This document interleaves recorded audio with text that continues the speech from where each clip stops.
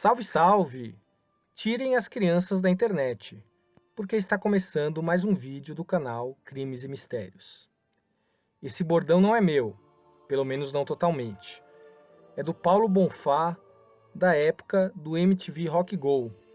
Eu espero que o Paulo Bonfá não me processe, mas eu vou começar a adotar esse bordão daqui em diante, porque ele me parece muito adequado para o canal.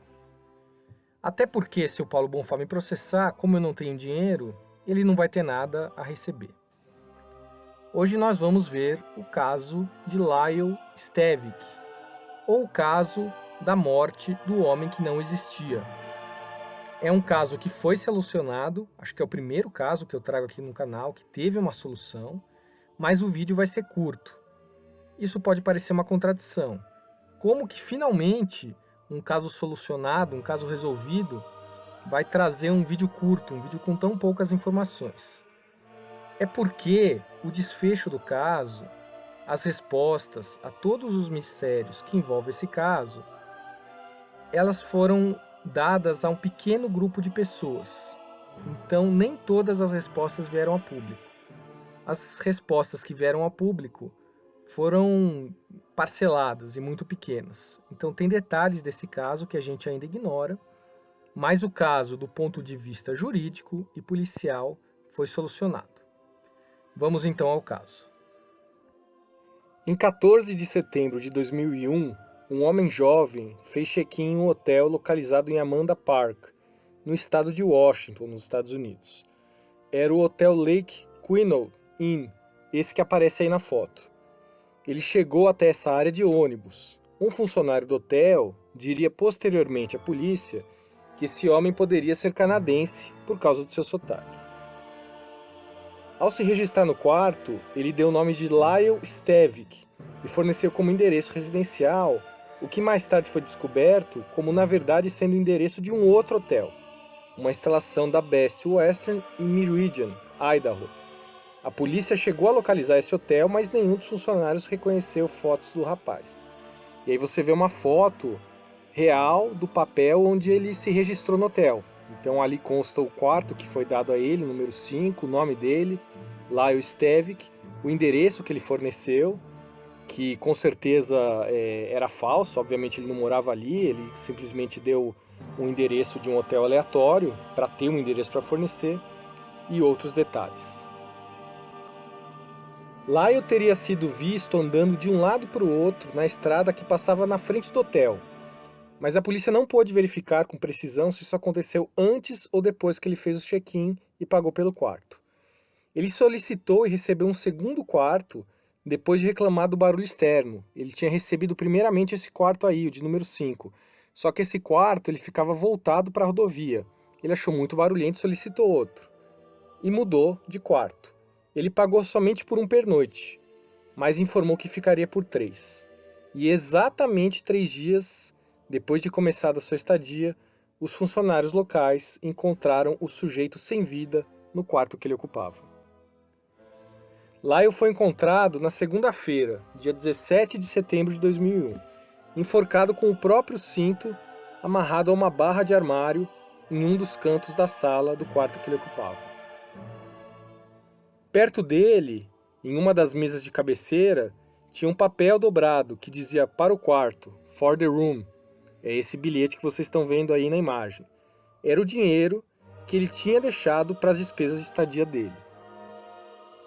Dentro do envelope tinha $160 em notas de 20, para cobrir exatamente as 2 noites restantes do fim da semana. Mais uma quantia modesta em moedas que representava a gorjeta que ele estaria deixando para os funcionários. Lyle também tinha deixado uma nota com a palavra suicídio, vocês veem aí na foto, né? Um bilhetinho, suicide. A caligrafia desse bilhete foi comparada com aquela usada no momento do registro do hotel, que a gente viu a foto. E houve, segundo a perícia, uma correspondência positiva.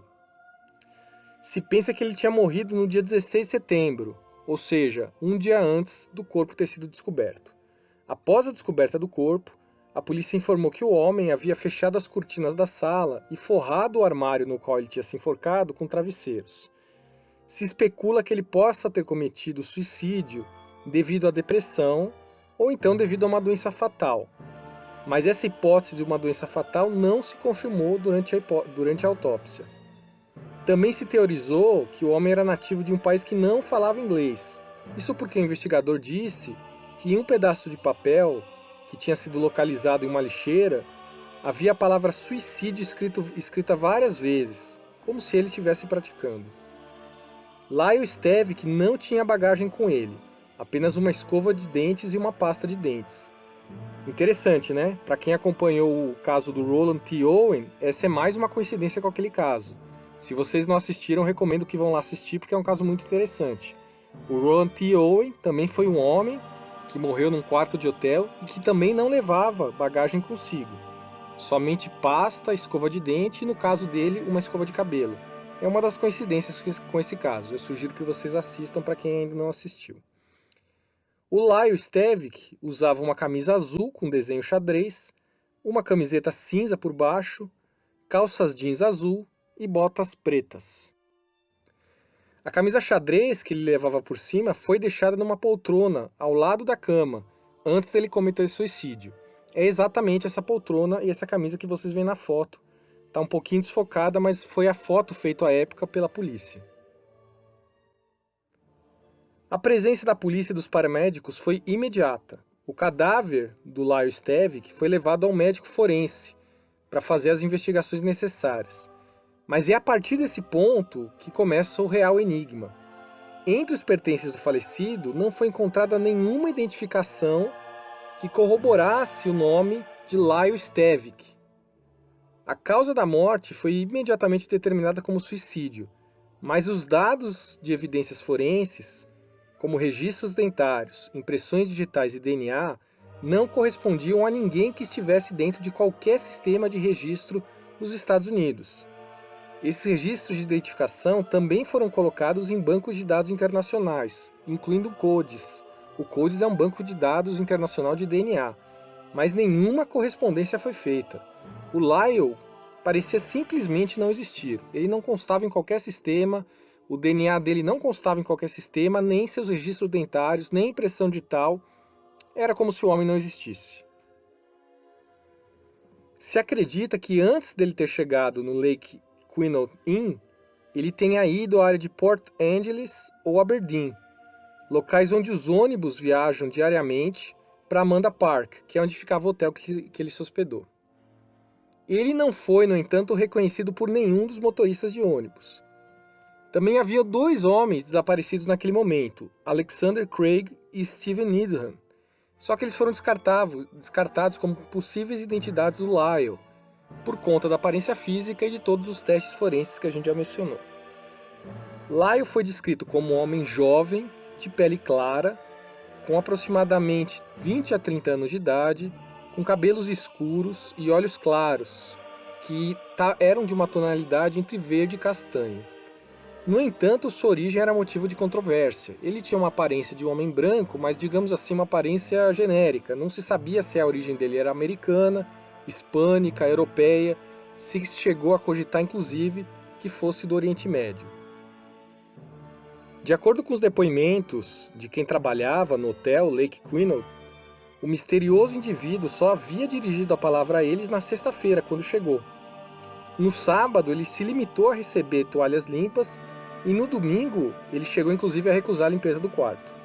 E aí a gente tem que lembrar que quando ele fez o check-in no hotel, foi 14 de setembro de 2001, uma data muito próxima ao 11 de setembro de 2001, que é uma das datas mais famosas da história, que foram os ataques terroristas contra os Estados Unidos. Como o intervalo de tempo era muito pouco entre ambas as datas, se chegou a presumir que talvez algum membro da família do Lyle tivesse morrido no ataque, o que lhe tinha causado profunda tristeza e o levou a procurar o suicídio como a única saída. Também havia a hipótese de que ele seria um dos terroristas que tinha participado do ataque de 11 de setembro e que ele estava fugindo e tinha preferido se suicidar para não ser pego pelas autoridades norte-americanas. Além dessas teorias, também se levantaram várias hipóteses, que ele seria um espião, um criminoso internacional, um mafioso, enfim, tudo que é tipo de hipótese foi levantado.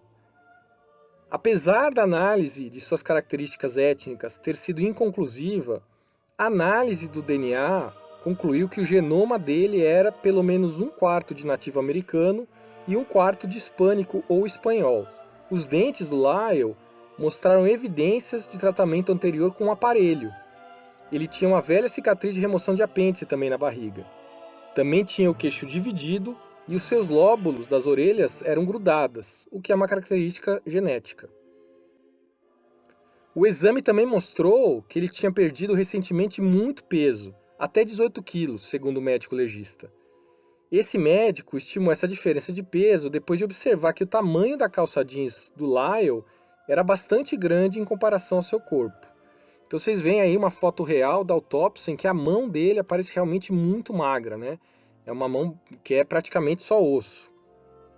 A idade do Lyle foi estimada pelo médico legista, conforme a gente já falou, entre 20 e 30 anos, corroborando inclusive as impressões dos funcionários do hotel, que também tinham estimado essa idade. Isso situava o nascimento dele entre 1971 e 1981. Mas o legista, ele admitiu que o homem poderia ter até 35 anos, então seu nascimento poderia ter se dado até 1966. Depois do exame do legista, Lyle foi enterrado em um túmulo anônimo, no cemitério de Fern Hill, em Aberdeen, no estado de Washington. Em abril de 2007, Lyle foi listado como perfil do mês na Missing from the Circle, que é uma iniciativa pública lançada pela Lamar Associated, uma organização consultora da aplicação de lei com sede em Washington, D.C. Não vamos confundir com o estado de Washington, que foi onde ocorreu o caso. Essa associação ajuda a resolver casos envolvendo nativos americanos desaparecidos ou não identificados. E aí nos Estados Unidos existe esse projeto que vocês estão vendo na tela, que é o DNA Doe Project. Como a gente já falou em outros vídeos, a palavra Doe é usada nos Estados Unidos para pessoas que não são identificadas. Então, quando a polícia encontra um cadáver de um homem, por exemplo, eles dão um nome, e eles não conseguem identificar quem é a pessoa, eles dão o nome de Joe Doe. E se é uma mulher, de Jane Doe. Isso é um nome bastante usado lá, é bastante comum esse tipo de identificação. Em 2018, 2 genealogistas desse projeto, chamados Colin Fitzpatrick e Margaret Press, carregaram o perfil de DNA do Lyle no GEDmatch, uma base de dados de DNA para tentar vincular o homem não identificado a indivíduos que constavam no sistema. Em 8 de maio de 2018, foi anunciado pelo escritório do xerife de Grays Harbor que Lyle Stevick havia sido identificado por meio de análise de DNA e comparação com parentes genéticos realizado pelo DNA Doe Project, em colaboração com 2 outras instituições, a Aerodyne e a Food Noms Corporation. Ele era originário do condado de Alameda, da Califórnia, e tinha 25 anos no momento da morte, que corroborava os achados do legista e as opiniões dos funcionários do hotel. O gabinete do xerife do condado de Grays Harbor notificou a família do homem, e a família acreditava que ele estava vivo, só que ela achava que o Lyle não queria mais contato com a família, porque havia rusgas entre eles, rusgas não resolvidas. Além do DNA, houve outra confirmação de sua identidade. A família do Lyle tinha um conjunto de impressões digitais que tinham sido tomadas na escola primária, como parte de um programa de identificação de crianças. Então o departamento do xerife comparou essas digitais que o Lyle teria tomado quando era criança com as digitais do falecido e notou que elas coincidiam. Só que por uma questão de privacidade dele e da própria família, seus parentes optaram por não identificá-lo publicamente. Então é como eu falei no começo do vídeo, o caso teve uma solução, a polícia identificou quem era, mas a família, no direito dela, decidiu não tornar público a identidade do Lyle Stevick, que obviamente era um nome falso, era um pseudônimo que ele estava usando, só que a gente não sabe até hoje quem era ele de fato. E provavelmente nunca vai saber, a não ser que a família tome a decisão de divulgar esses dados. Uma questão curiosa, que dá um último toque a esse caso tão bizarro, é que o nome Lyle Stevick, que não constava em nenhum registro, é um nome que não existia, pode ser uma referência a um personagem de um livro. esse livro, cuja capa vocês estão vendo aí, um livro escrito por Joyce Carol Oates, chamado You Must Remember This, de 1987. É uma história, eu não li o livro, acho que o livro só está disponível em inglês, mas é uma história aparentemente bastante sinistra, que envolve uma família bastante problemática, envolve o tema de incesto, é a história de um tio que se apaixona por sua sobrinha, tem um caso com ela. Esse tio seria esse personagem, Lyle Stevick. A única diferença do nome é que ele termina com CK, ao contrário do nome que ele deu lá no hotel. E esse tio teria considerado a hipótese de suicídio. Então fica aí a hipótese de que talvez o Lyle tivesse envolvido numa situação parecida. Tivesse apaixonado por alguém da família, tivesse numa relação proibida, entre aspas, ou vamos colocar assim, e achou que o suicídio era a única maneira de escapar daquela situação que estava incomodando ele tanto. Enfim, é uma teoria que remete a esse pseudônimo usado por ele, mas a gente só vai saber a verdade se e quando um dia a família resolver revelar. Família que vive na Califórnia atualmente, já sabe o destino, né, desse parente.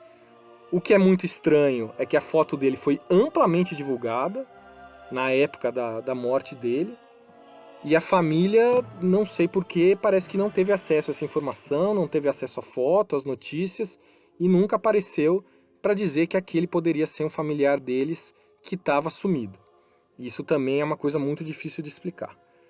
Mas enfim, como eu falei, o caso, anos depois de 17 anos, teve um desfecho, teve uma resolução, e a gente não sabe todos os detalhes. Tá bom, pessoal? Eu agradeço todo mundo que assistiu, esse foi o caso de hoje. Espero ver vocês no próximo vídeo e um grande abraço.